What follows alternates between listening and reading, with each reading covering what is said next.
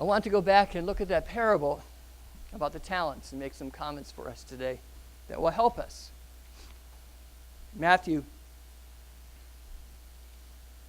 Look at Matthew 25, verse 14. This is good. For it will be like a man going on a journey, who called his servants and entrusted to them his property. Right away, brothers and sisters, you see that this man, this master, who is God, Jesus is talking about him. It can be a reference to Christ as well. But this is the image that we're seeing in this parable. Jesus is speaking to his disciples. They're asking about when he'll come back again. And then Jesus gives 3 parables. One about the steward, and the one about the 10 virgins, and this one about the talents. But they always are about getting ready, getting prepared, being attentive for the second coming of the Lord. And here we see and we perceive God's attitude of what we should have as his disciples. And the master now calls out from all the servants, he calls out 3. He gives personal attention to those who are his. Now this is a wow moment, because what you'll see in a moment is what he entrusts to the servants is so great. They should be so full of awe, and I believe 2 of them were. They're so full of awe that they would be ennobled to handle the treasures of this king, the treasures of the kingdom. The master is going to divest, or rather entrust, the treasures of his kingdom to these 3 servants. Wow! Very powerful, very awesome expression of trust and honor is given to these servants. Verse 15, to one he gave 5 talents, to another 2, and to another 1, each according to his ability. And as I reminded you, and I hope that we remember clearly, talents is not singing well, talents is not dancing well, talents is not speaking well, they are not spiritual gifts. Talents is big bucks, it's treasure. We have put our meaning in this word, and it's led lots of people to be very works-oriented and to find their identity in performance. But this is not what the scriptures say. The image that we're supposed to understand by the word talent is that this is a lavish, large amount. This is almost totally beyond comprehension. As I told you, I believe it was last week, 1 talent was equivalent to the wages of a day labor for 20 years. It was a vast amount. And it was heavy poundage, 60 to 90 pounds of perhaps precious silver. That's what we're supposed to get. That's the message. Oh, the whole treasury is being emptied out here. This is extremely important, what we're going to hear. It's not little stuff on the side. It's the most valuable that the king has. He's now entrusting to his servants. Are you hearing that, servants?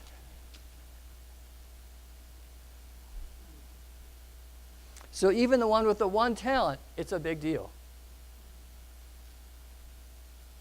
16, he who had received the 5 talents went at once and traded with them, and he made 5 talents more. Can you just see the eagerness here? Right away, I'm getting to it. Why?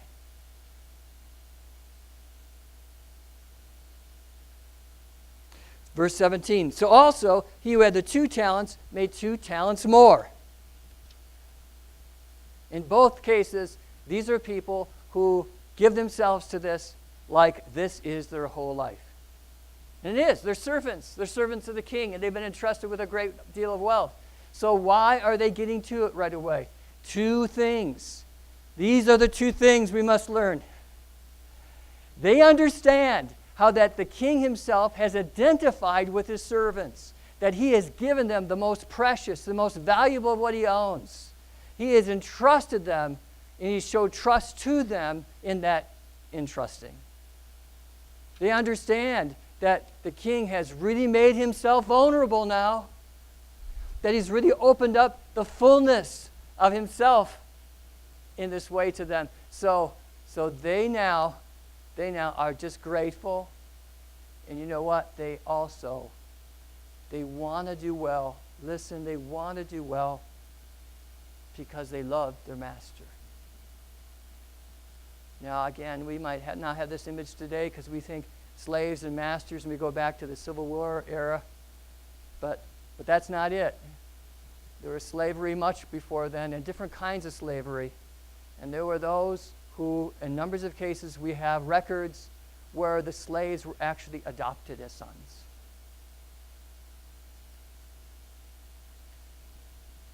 And that's the sense that you get here. And they knew that. So they cared about him. He gave himself to them. They wanted to show the gratitude, and they wanted to express affection and love in return, and how they handled it. And how they handled his trust. Verse 19. So we're at 16. He who had received the 5 talents went at once. Now 17. The other one had 2 talents. He made 2 talents more, each doubling what they received. 18. But he who had received the 1 talent went and dug in the ground and hid his master's money. Well, that is see, we see the first one and we see the second one, and we think, okay, that makes sense, that you double it, that you act on it right away and you give yourself to it. But now, so we're supposed to, by that example, that parallel, we're supposed to be startled now at this last example, where this one is now just digging a hole and putting it in a hole. It's like, that's strange. What's wrong with that person? Isn't he getting it? No, he's not. He's not getting it. But note that everyone in this parable receives something, and it's valuable.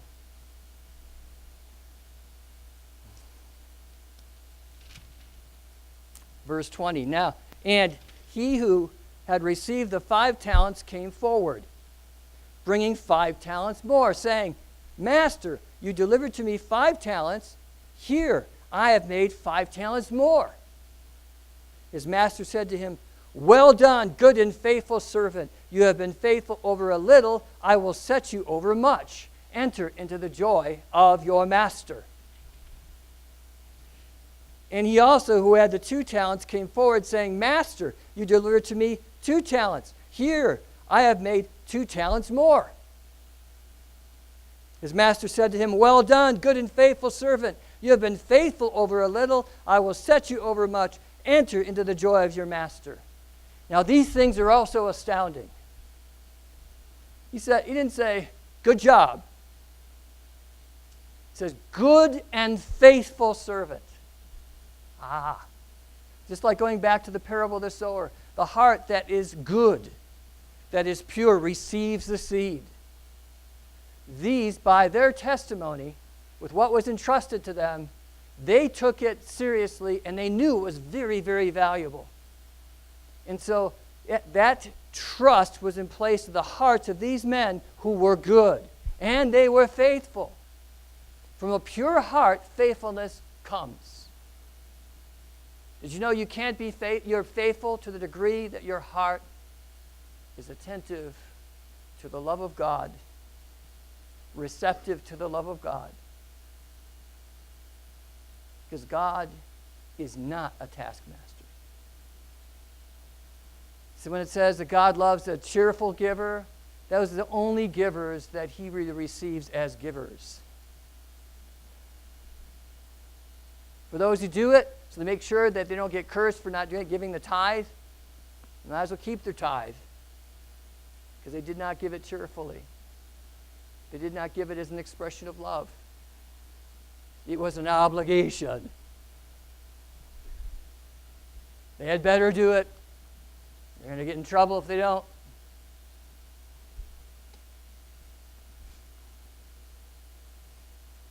Verse 24.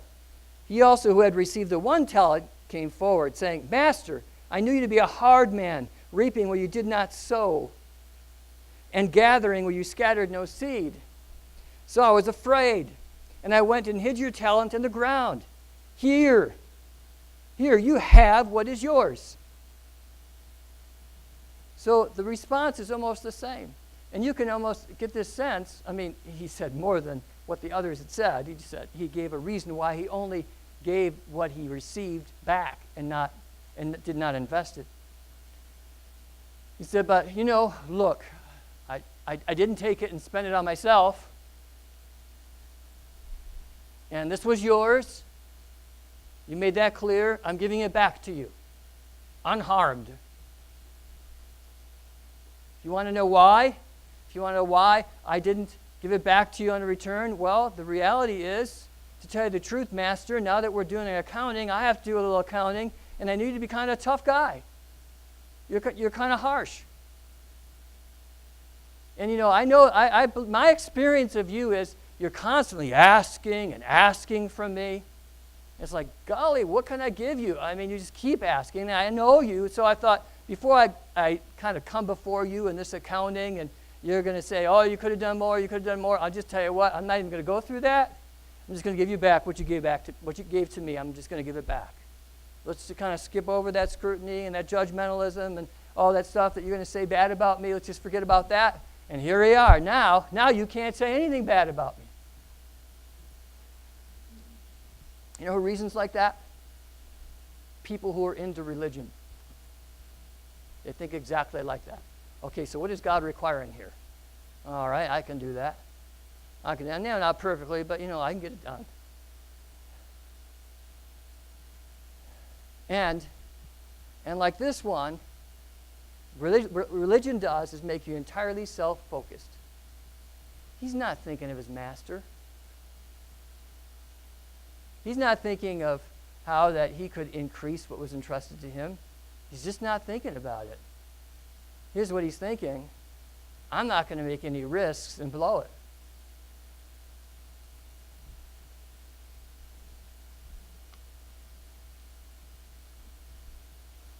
But you want to know something? If he loved enough to risk, love always risks. If he loved enough to risk, the Lord would have stood behind him and he would say, here, Master, I have 2 talents. I had 1, but now I'm giving you a return. He'd say, well done, good and faithful servant. He would not have failed if he understood his master, because you know why? The nature of love presses against fear. He wouldn't have thought about failure. He says, I love him so much, I will succeed. And you know something? When we give ourselves to him that way, that we love through risk, what seems like risk, the Lord is there to say, I'm going to back you up. I'm going to back you up with my authority. I'm going to back you. Love me that much? I'm going to show you what love looks like. You are going to succeed. But he just wasn't thinking of the master at all. Talk about stupid man. He could not even see and understand who the master was. Look what he said to the first 2 servants. He said, enter into the joy of your master.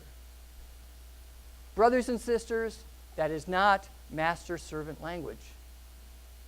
That's father-son language. Enter into my joy.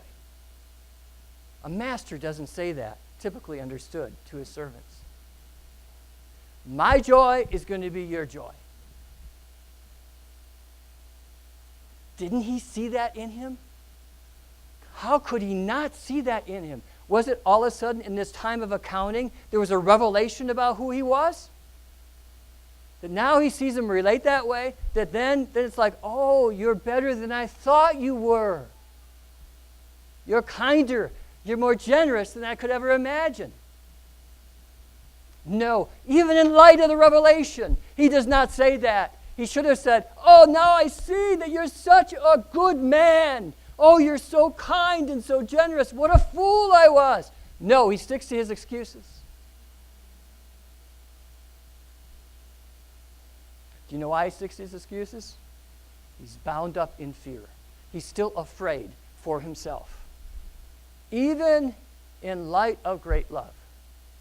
Brothers and sisters, this may be astounding to you, maybe not, but one of the most terrifying things at the judgment seat of God is going to be this torrent of unconditional love and affection, a heart that wished to bless and still blesses even at that time, so that the one who judges is pained by the judgment he must give, because that one could not see the treasure, could not see what God has given to him in his Son, could not see the heart of God, even though there are so many evidences that you could just bring forward. Love burns. It burns through fear. It animates our lives, or fear obscures everything. So we're just focused on ourselves. Can I survive? It kind of puts our life on hold when it comes to God. We'll think, you know what? Well, I'm saved enough so that I won't go to hell. And so I guess I've gotten that taken care of. There's no attentiveness in that, brethren. There's no response to love in that. This parable is trying to disabuse us of that way of thinking, as if we could somehow put on hold the accounting, because the accounting starts now. That's right. This word is a word of love and compassion and warning from the God who loves us.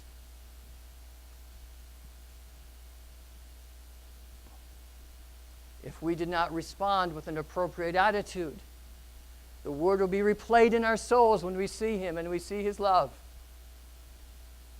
We won't make excuses. We can't make excuses. We can't say, well, gee, I didn't quite get it. I didn't really understand it.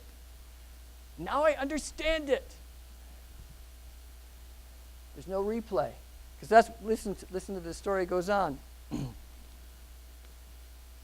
So I was afraid, and I went and I hid your talent in the ground. Here you have what is yours. But his master answered, you wicked and slothful servant. You knew that I reap where I did not sow, and gather where I scattered no seed. Well, then you ought to have invested my money with the bankers, and at my coming I should have received that which was of my own interest. I should have received what was my own with interest. I should have received what was my own with interest. So in other words, you didn't even bother to take it to a banker. Come on. The one with the one talent, the great sin was not that he did not know finances. What was wrong with the one with the one talent is that he didn't see who he was dealing with. He didn't really care about what was entrusted to him, not really, and didn't care for the person who entrusted it to him. And what was really the difficulty is that he was so in to just what was the letter of the law, so to speak here, because Jesus or our God, this master, didn't tell them what to do with it specifically, just entrusted it to them, and it was understood that it should have come back with a return.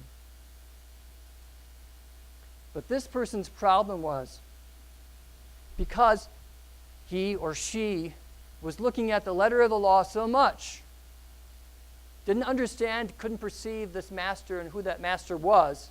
And as a result, he projected himself on the master. He was the hard one. He was the one who was able to sow seed and did not gather. That's the way he was. He wanted profit without sowing seed. He wanted to keep it to himself. He spoke to the master, but really revealed his own heart toward himself.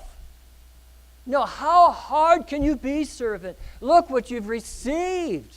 Don't you know your master? How could you relate to him in this way? Because that's the way I think. He's just a bother sometimes. And religion is a big bother. That's when you tell people to pray or prayerfully study the scripture, they go, oh. No love in that. Just a spiritual discipline.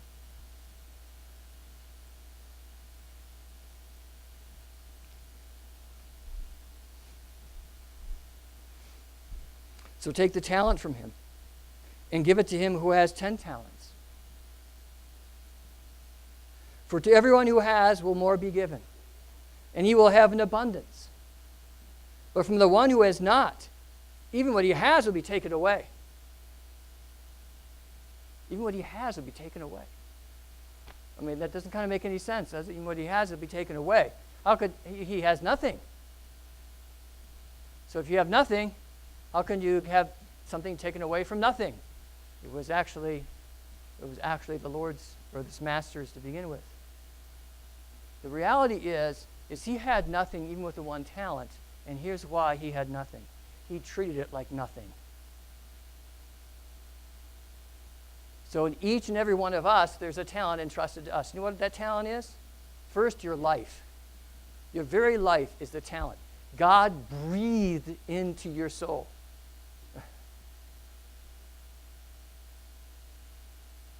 God can judge because he's the one responsible for all creation. He's the one who brought us into existence from nothing.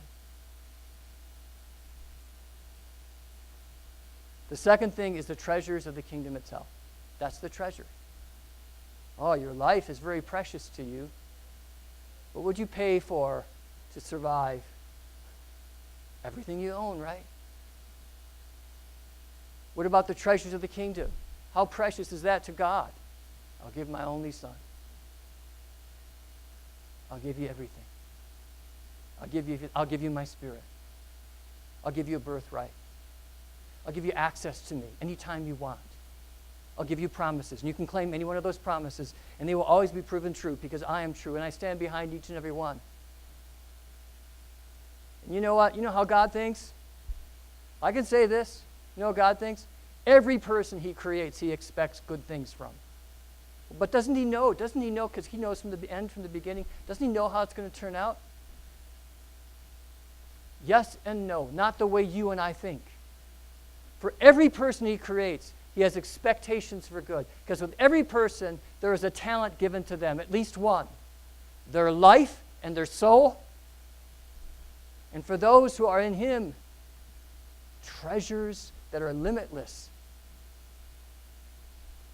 And if you were to ask him, I know it's a strange way to talk, but it does communicate a truth. If you were to ask him on that day of judgment, he could recount all the ways it could have gone so good for him or for her, and how that he desired it to be going so good for him and for her, how he desired for them to actually know him and to live in him, and how he has made provision for that very thing.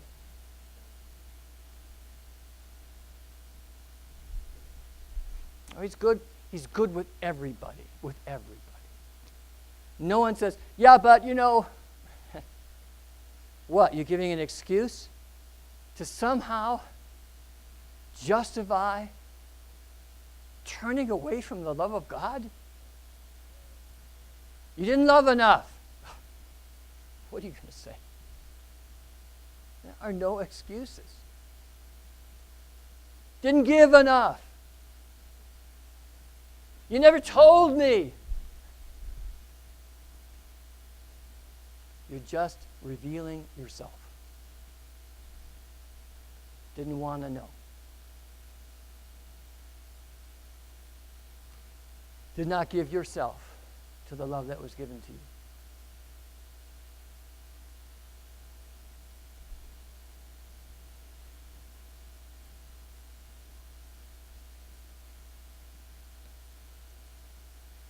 It says, and cast that worthless slave into the outer darkness. In that place, there will be weeping and gnashing of teeth. Worthless. Well, isn't that kind of a judgment as performance?